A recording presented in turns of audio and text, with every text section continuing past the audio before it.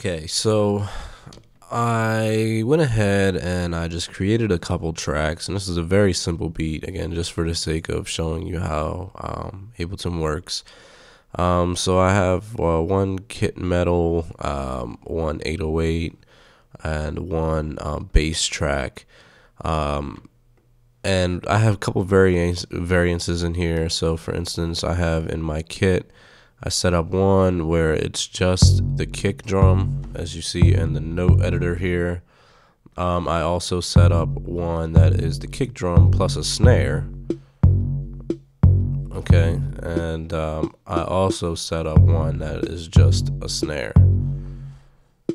Okay, so that's what I have in my 808 kit. In my bass, I just have a regular bass track.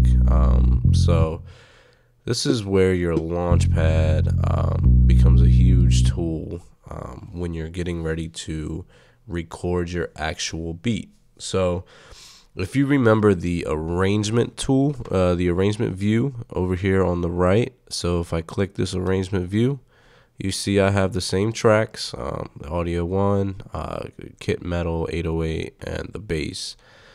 So what I can do for this using my Launchpad, I can actually just start recording. So same deal, you have to record enable, right? And this one is now armed, but you still have to hit play in order to start recording.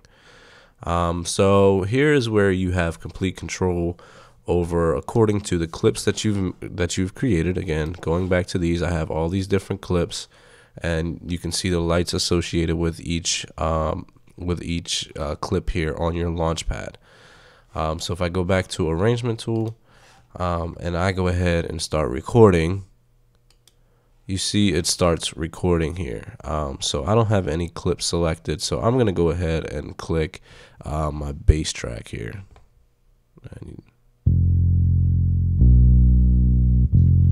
Now you see that that's playing, and I'll bring in the snare. Okay, so now you see that the snare is recording over top of it. The bass track is still going. So now I'm gonna click on the one that is actually a combination of the snare and the kick drum.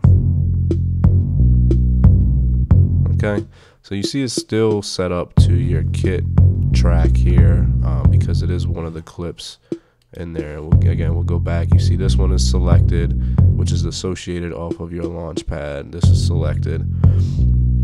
And what I like to do is I like to keep one that is just a blank. So for instance, I have this bass blank here. So when I click it, it actually just cuts out the bass track. Okay. So you can see how that works easily into your Launchpad. And again, if I go back to arrangement view, everything is there. And I can have complete flexibility. So I'll just cut straight to a snare.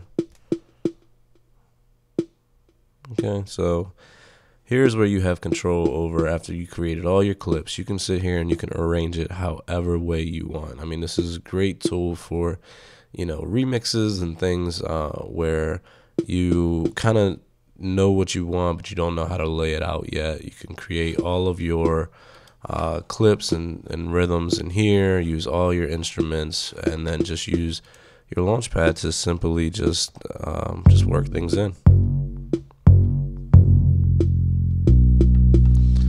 Okay, so then let me just go ahead and stop recording, and I'll just go ahead and hit play, and you'll see it just plays what we just recorded.